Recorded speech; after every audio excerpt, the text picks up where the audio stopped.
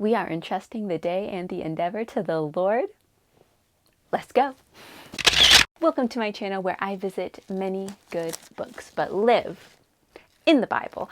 My name is Sarah Christine, and today I want to talk about the Ballad of Songbirds and Snakes. And I know, I am extraordinarily late to this. But before I talk about this Coriolanus, I want to talk about this Coriolanus, and particularly an interaction in Act 2, Scene 3, when a couple of citizens are having a conversation, and one of them says, "Ingratitude is monstrous, and for the multitude to be ingrateful were to make a monster of the multitude, of the which we being members should bring ourselves to be monstrous members." That is a prophetic word for one Coriolanus Snow, because he is an ungrateful guy pretty much from the get-go. Page 11, Coriolanus's grandmam cuts one of her precious roses to give to him so he can look super nice for a special occasion and says, "Here, here, boy, put this on, fresh from my roof garden," she ordered.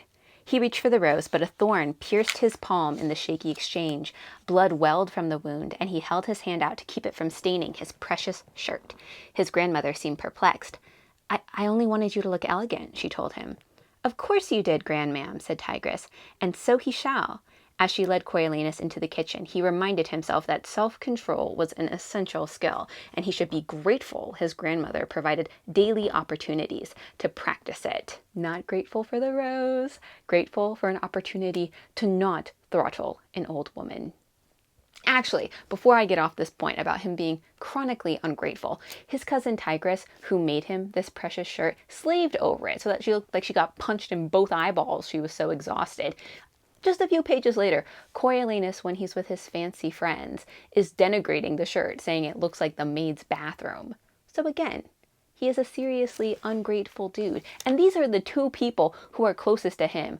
Grandmam took care of him when he was an orphan, and Tigress, we find out later on, it's heavily implied that she sold herself so that Coriolanus could have food. And yet he is ungrateful.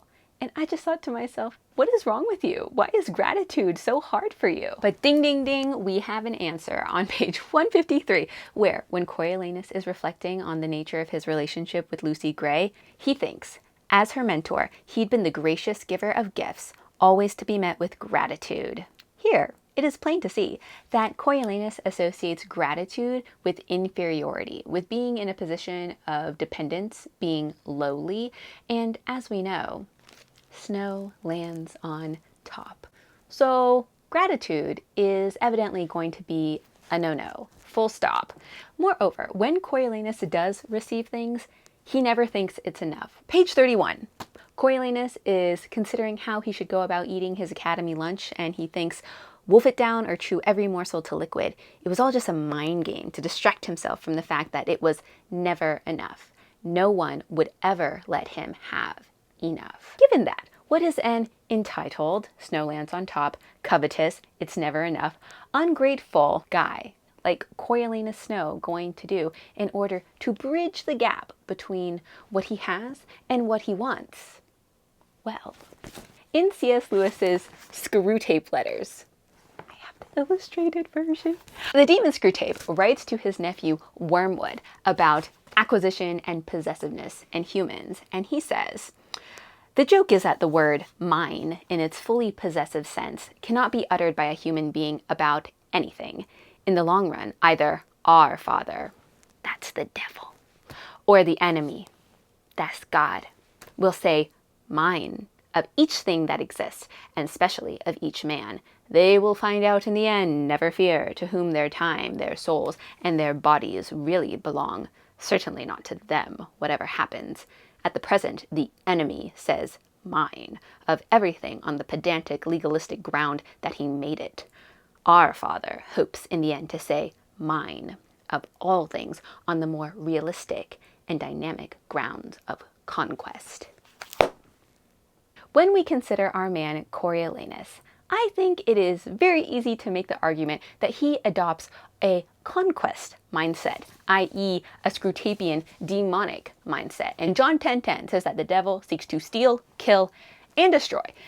And if that doesn't map on to what our boy gets up to in this book, steals the prince's fortune, kills all the witnesses, destroys all the evidence. Screwtapian. And we can trace that all back, again, to a prideful, entitled ingratitude that leads to covetousness and makes this man a villain. So, in reading this book, I was reminded that ingratitude makes a man monstrous. And that's a worthwhile lesson. And if you want a way to guard against ingratitude, I have some advice for you. It is not mine. It is Dr. James Tours, who is the chair of Rice University's chemistry department, an amazing man of God. And he frequently gives the advice to his students and the people he gives lectures to that if ever you find yourself down in the dumps, like sucking your thumb, woe is me, this, that, and the other, what you got to do is just start thanking God for everything. Be like, Lord, I thank you for my backpack. I thank you for my pants. I thank you for my underpants. I thank you for the fact I don't have to be a nudist out here in Texas. Personally, I would be so sunburned. That would be atrocious. And as you start to thank God for all the blessings that you'll have, you'll realize that, things really ain't that bad. Second thing that I want to talk about as regards this book is how selfishness kills relationships. Let's talk about Coriolanus and Lucy Gray. Because selfishness is the alpha and the omega of their relationship. And I can prove it.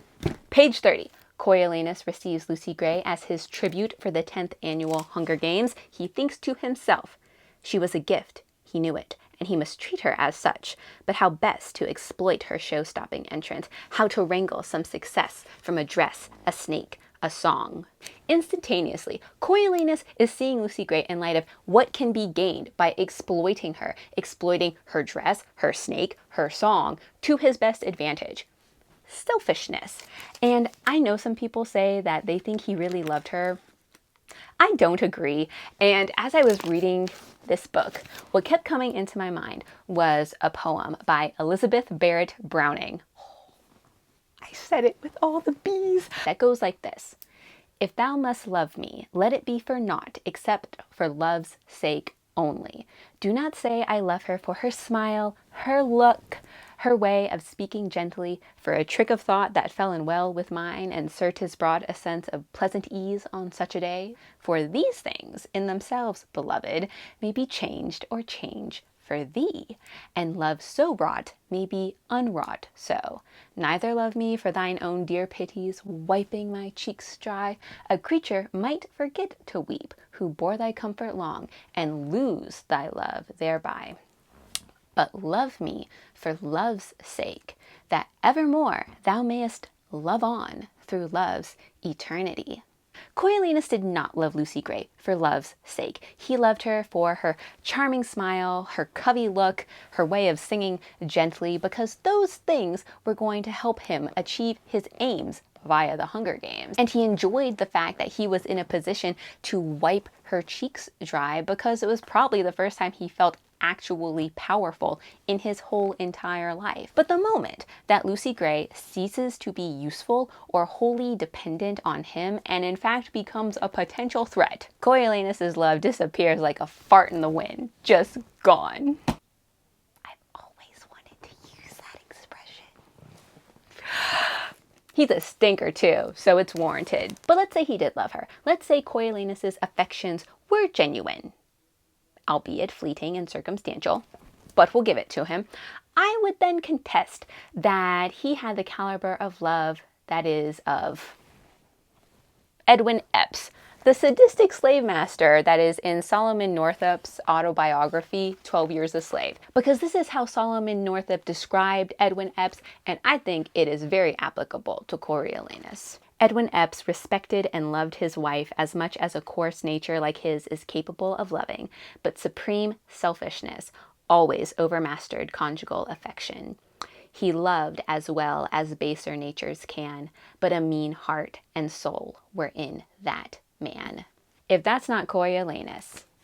Supreme selfishness, always overmastering conjugal affection, or any kind of affection. He offs Sejanus, his supposed friend. So, supreme selfishness overmasters platonic affection, and not in this book, but in Mockingjay, we find out that Tigress is turned into this grotesque cat lady and ousted by her cousin, Coriolanus Snow, and so supreme selfishness overmasters familial affections too. So again, this book demonstrates that selfishness kills relationships. Third and final thing that I want to discuss as regards Ballad of Songbirds and Snakes is how the wrath of Coriolanus compares to the wrath of God. To compare the two, we're going to ask 3 questions. The first comes directly from the mouth of God.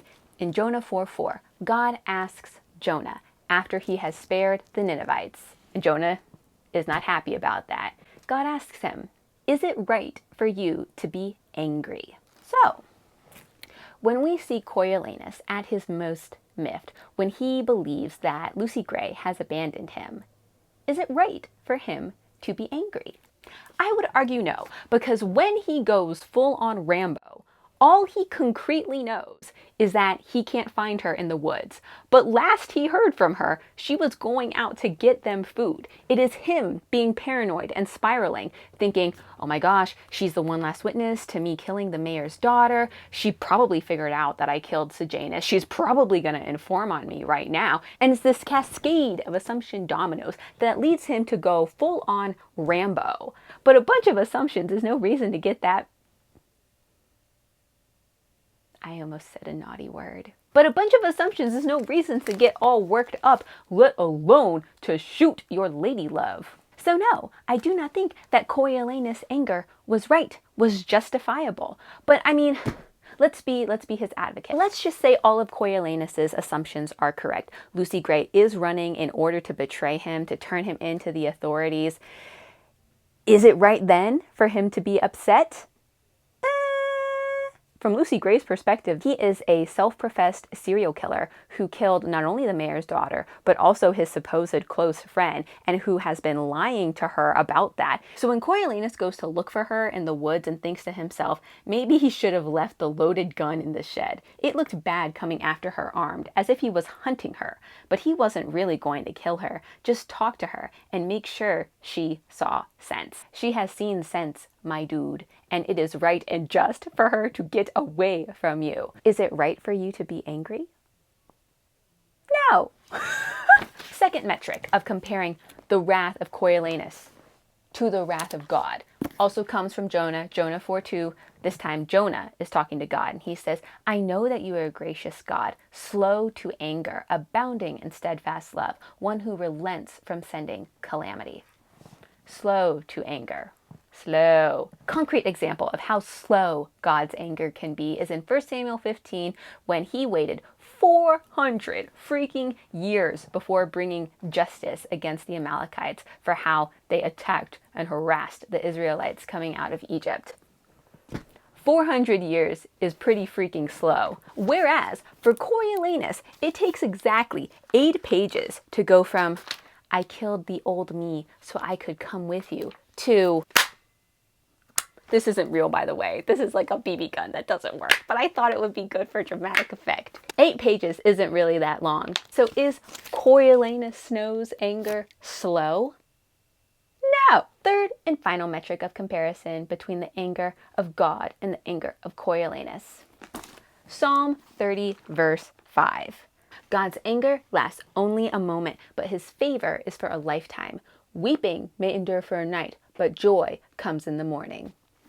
It's not contained in this book, but if you know the whole Hunger Games story, and if you read the first trilogy and Sunrise on the Reaping, it is clear that Coriolanus Snow anger is not just for a moment. In Sunrise on the Reaping, he has conversations with Haymitch where it is apparent that he is still super salty about the whole Lucy Gray situation. And his particular animus towards Katniss in the original trilogy, this District 12 girl who sings, is telling that this man is still angry. So, anger lasts a moment. Anger lasts 6 decades and only ceases when this man gets stampeded. So to wrap up this section, Coriolanus Snow's anger is not like God's at all, because God's anger is right, it is slow, and it is fleeting. Coriolanus's anger is unjust, really freaking fast, and enduring. And as I was thinking, what explains the difference between the wrath of God and the wrath of man, I kept thinking of this quote by the late theologian Jürgen Moltmann, who said that God's wrath is his wounded love.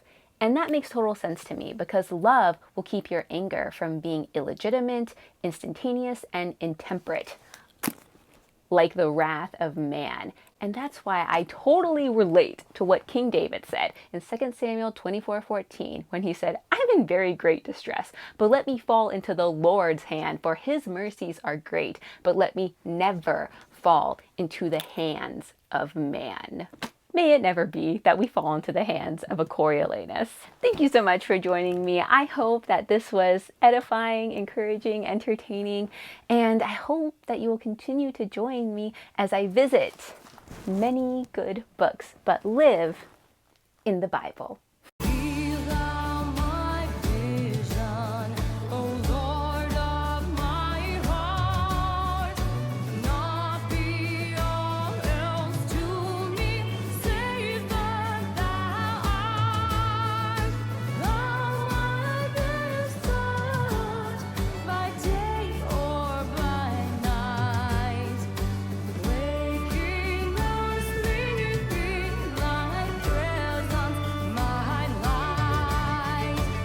Ooh, postman. Oh, now I'm just thinking about butts. And this is not about politics, but I could not help but notice that current President Trump and future President Coriolanus both have butt-related name suffixes.